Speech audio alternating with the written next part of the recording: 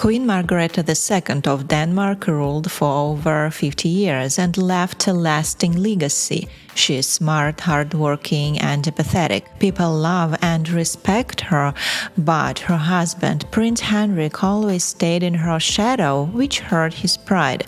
Why did a man from France who became the Prince of Denmark stay unhappy while his wife was on the throne? What couldn't he accept in this marriage? In this video, I'll tell you their tough love story that lasted over 50 years and ended sadly. Margrethe II of Denmark will always be remembered as a great queen. She was on the throne for 52 years, from 1972 to 2024, when she stepped down for her eldest son, Frederick. She had little power and her duties were largely ceremonial. However, during her reign, Margrethe symbolized stability in Denmark. She supported science, art, and education and strengthened Denmark's ties with other countries. Margrethe also helped save the environment and talked about environmental issues. She was not just a figurehead, she participated in the country's life by attending weekly government meetings and writing her own speeches. Future Queen Margrethe was born in 1940 at Amalienborg Palace in Copenhagen. This happened just a week after German forces invaded Denmark, and her birth was seen as a ray of hope for the Danish people.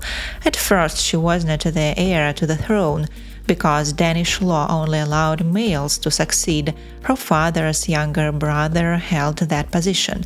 But in 1953, the law changed, allowing women to become heirs without male heirs. When Margrethe was 13 years old, it became clear she would be the future queen. Her royal training then began in earnest. She first studied at the palace and got her school qualifications in 1959. Then she studied political science at several European universities.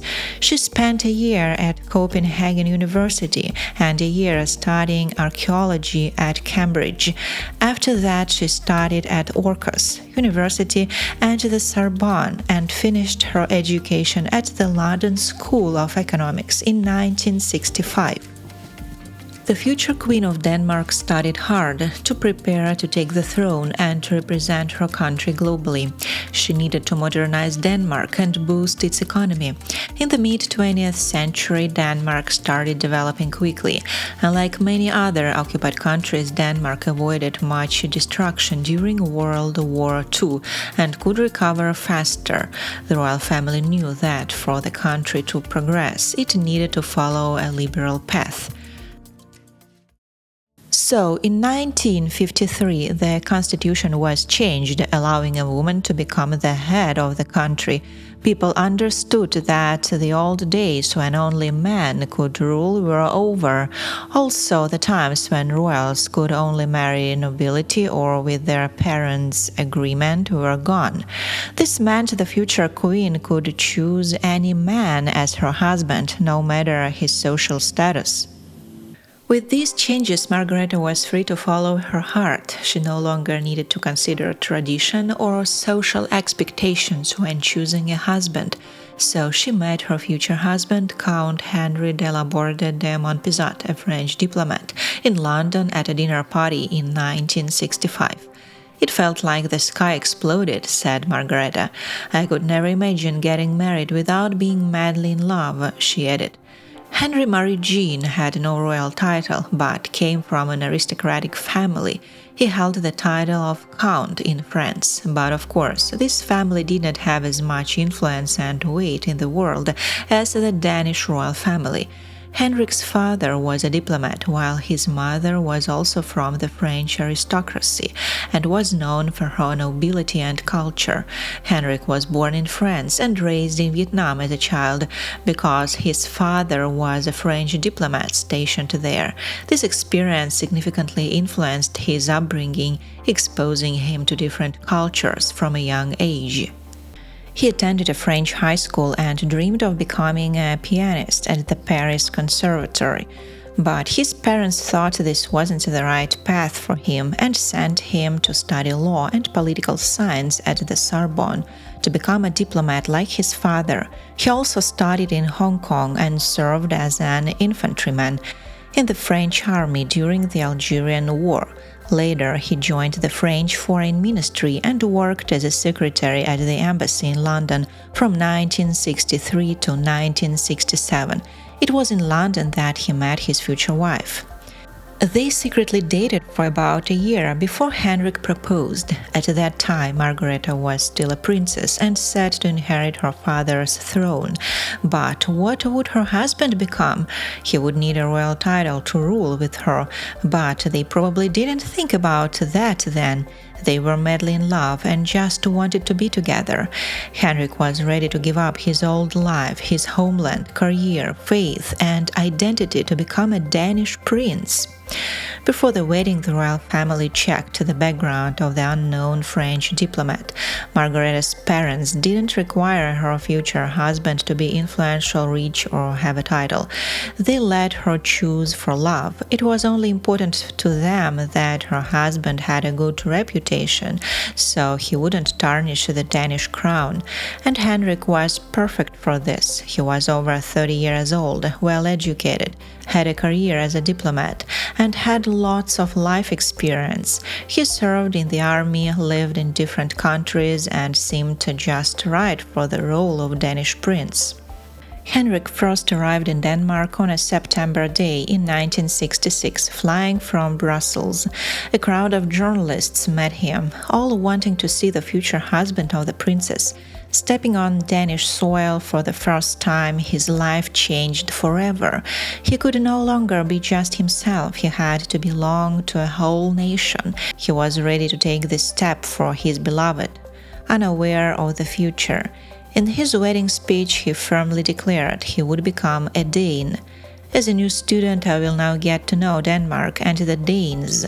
I intend to pass the exam with good grades, he said. Everyone loved Henrik's wedding speech in 1967. He spoke in Danish and was getting good at it. He also spoke English, German, Chinese, and Vietnamese. He was great at learning languages, so people thought he would soon speak Danish fluently. When they got married, his name was changed from Henry to Henrik, and he became His Royal Highness Prince Henrik of Denmark. Before the wedding, he converted from Catholicism to Lutheranism. Less than a year after the wedding, Margrethe had their first child, a son, in 1968. Danish kings are usually named Frederick or Christian. She chose Frederick for her son.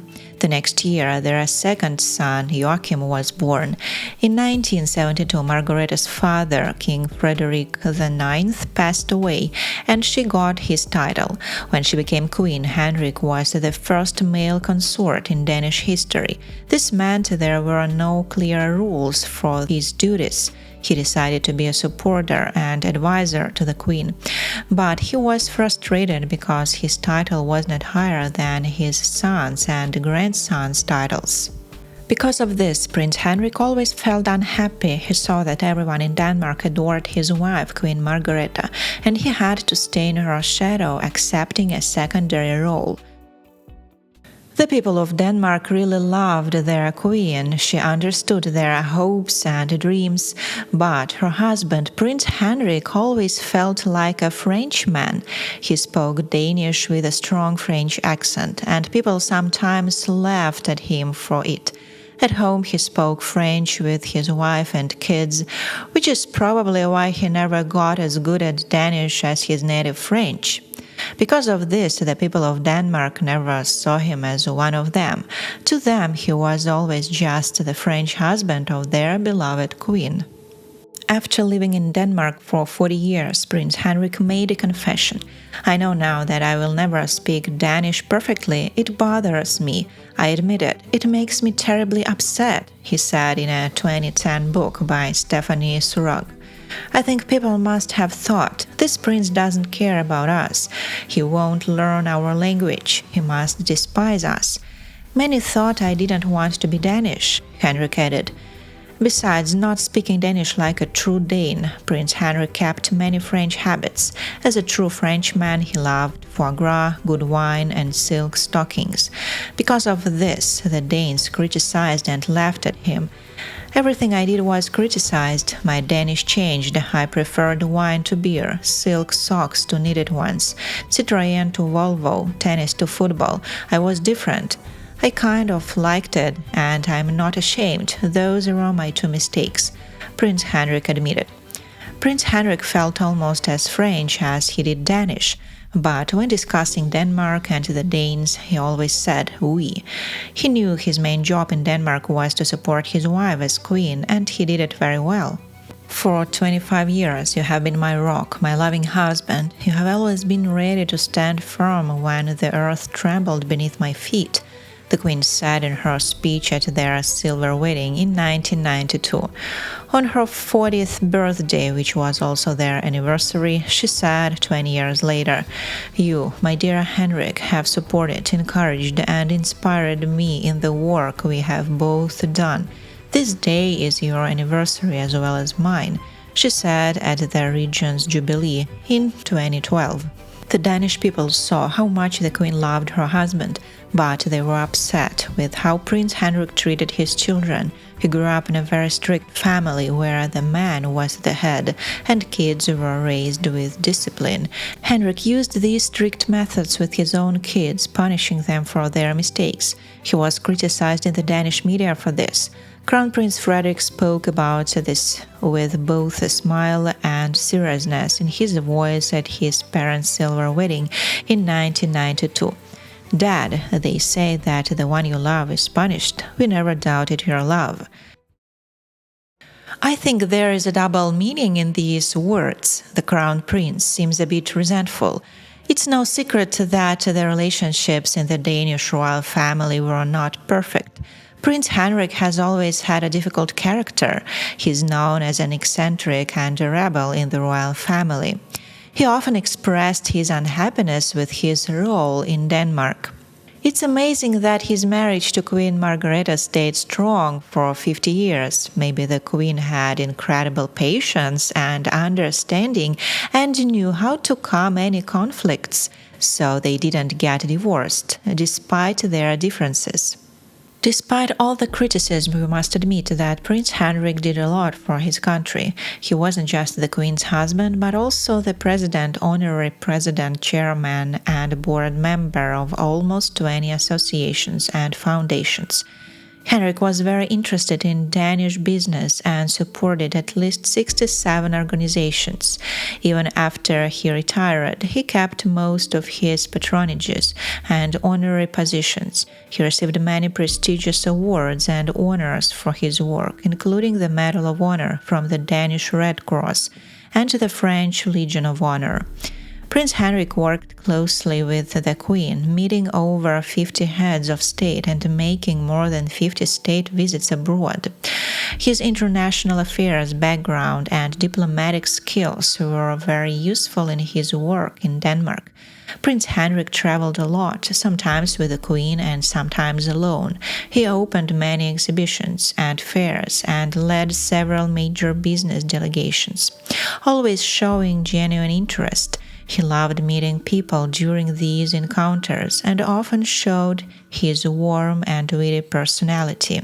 A friend of the royal couple once said, "The Queen is popular and Prince Henrik is popular." He wasn't shy about putting a snake on his head for photographers or testing various machines with curiosity. During summer tours, he enjoyed traveling around Denmark and called the country a beautiful garden in his wedding speech to Queen Margrethe. As president of the World Wildlife Fund, he helped create the world's largest national park in northeast Greenland. The former French diplomat loved his family, loved Denmark, and enjoyed his new job, but he couldn't accept walking 2 steps behind his wife. As the first prince consort in Denmark's history, he had no clear job description, so Prince Henrik had to create his role as the Queen's husband and define his duties. He was thrilled to be named European of the Year in 2011 and Dane of the Year in 2012, but he still felt undervalued. Sometimes he openly criticized his position and expressed frustration about not having a title.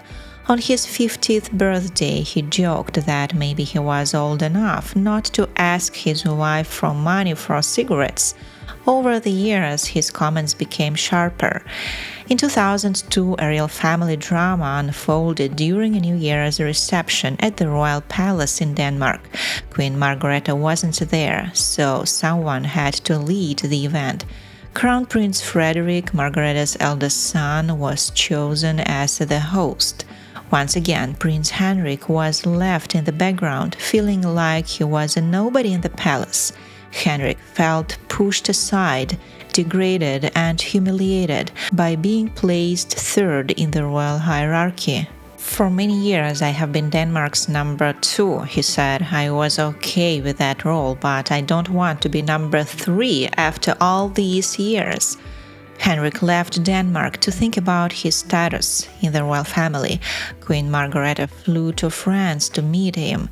After this incident, there were even rumors about a possible divorce, but they were not true. Margrethe and Henrik started living together again and said everything was fine. Henrik made it clear that neither his wife nor his son was to blame for the incident. He spent 3 weeks in cakes before returning to Denmark. Speaking to Dutch public television, Prince Henrik expressed his frustration and disbelief that Denmark did not recognize him as an equal to Queen Margrethe II. I've always said that I should be a partner, but I'm not considered a partner because I'm not on the same level as my wife, which is completely incomprehensible, Henrik said in an interview. All the queen in history have made their husbands king consort. Why should I be under my wife? He asked while Queen Margrethe smiled knowingly. In a 2015 interview with Le Figaro, Prince Henrik again expressed his anger and feelings of discrimination. Why be only a prince and merely a highness but not majesty without any status? He said. Denmark, which is known as a fervent defender of gender equality, would be inclined to consider husbands as worth less than their wives? How can we explain to younger generations the usefulness of the monarchical system? The incident became a joke for many Danes, and some felt Prince Henrik didn't fit into Danish society. Many people disliked him for that, seeing it as a sign of an arrogant man hungry for recognition. But if he wanted to be king so badly, why didn't Queen Margrethe make him her equal? There were several reasons. In European monarchies, only the ruling monarch is called king, and husbands of queens are called prince consort. Historically, this has been the case, like with Prince Philip, Queen Elizabeth II's husband. Making Henrik king could create power conflicts, and many Danes saw him as a foreigner, not their king. Margrethe had to respect traditions and her people's opinions. She could not risk the monarchy to please her husband, but she wisely managed to maintain their marriage for 50 years. To cheer up her husband, Queen Margrethe decided in 2008 to grant her 2 sons, Frederick and Joachim, the Count of Montpezat title in recognition of Prince Henrik's French heritage. This honored Henrik's family background and connected their children to their French roots. While Prince Henrik was pleased with this gesture, he still felt dissatisfied with his position in Denmark. Prince Henrik, who tried hard to become a true Dane and do good for the country, was never fully accepted by the people, which deeply upset him. He always saw himself as the head of the family, believing in patriarchal norms where the man is in charge. For example, at his son Prince Joachim's wedding in 1995, he gave a welcoming speech instead of the queen. Henrik had great relationships with his daughters-in-law, possibly because they were foreigners like him. This helped them bond easily. He was a strict father to his sons, but became a gentle and caring grandfather to his grandchildren in his old age. When asked what was most important in his life, Henrik said, "The most important thing is that I had a harmonious family. I think I made them happy, that they liked me, and that we got along well. That's the most important thing for me," he added, "and that I did my duty. I don't consider it a duty, but I did the best I could for my country, Denmark. That's also important." As Prince Henrik aged and his health worsened, he appeared in public less often. Unlike Queen Margrethe, who continued her duties, at 82 Henrik renounced his title as Prince Consort due to his retirement. It is His Royal Highness' decision to change his title to the less formal Prince Henrik in line with his retirement, said the Royal Court Communications Officer. In her New Year's speech, Queen Margrethe announced Henrik's retirement, saying he would step back from most official duties starting January 1st, 2016. "My husband has decided it's time to slow down or retire," she said on TV. After giving up his title, Henrik went to his winery in France. He spent most of his retirement there. However, his health quickly declined, and his family realized he was suffering from dementia and needed special care. Shortly before his death, Henrik made a shocking statement.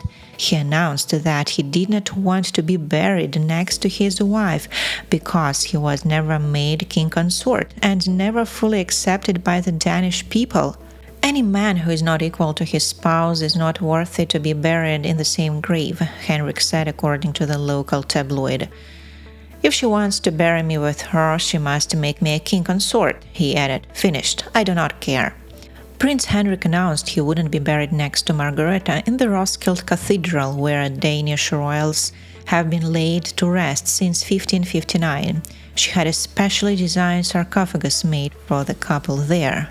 It is no secret that the prince for many years has been unhappy with his role and the title he has been awarded in the Danish monarchy. This discontent has grown more and more in recent years.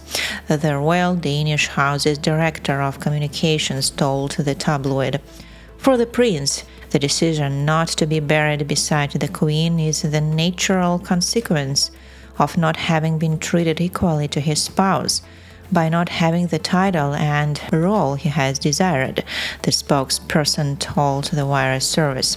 The media reported that the then 77-year-old Queen accepted her husband's decision.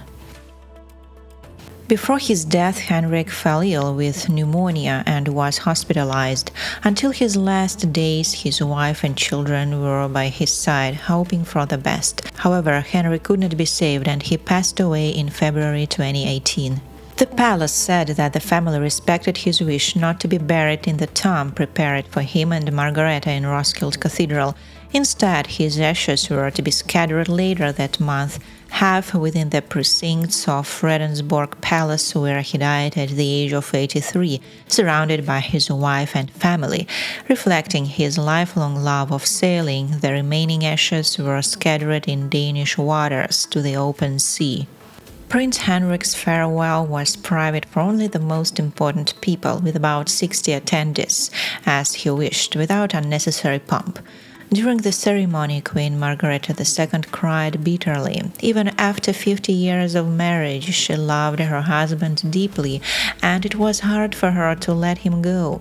It was also likely very painful for her to accept that they would not be buried together, as is customary for a husband and wife.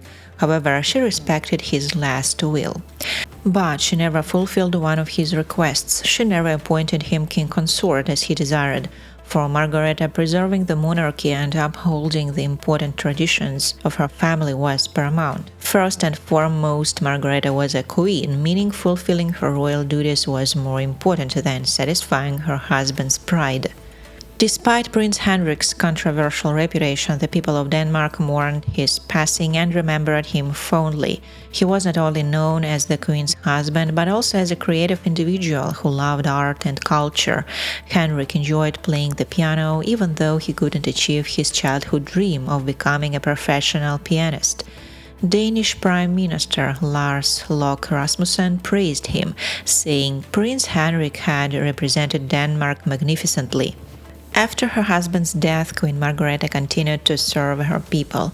However, she remained on the throne for only a few more years. In January 2024, she abdicated in favor of her eldest son, Frederik. Before stepping down, she decided to strip her second son, Joachim's children, of their royal titles, which caused much displeasure. Queen Margrethe explained that this decision allowed her grandchildren to shape their lives without the constraints and duties of formal royal titles. It was also part of modernizing the monarchy and reducing the number of royals in Denmark. However, Prince Joachim and his family were upset and felt offended by this move. This marked the second time the family had disagreements over titles. Yet, as Queen, Margrethe prioritized her crown and duties over personal feelings when making such decisions. Their 50-year love story will always be remembered by the Danes, despite some family disagreements. Prince Henrik never became king consort, but he had something more important: the love of his wife and family. Do you think Prince Henrik deserved the title of king? Share your thoughts in the comments, and thanks for watching.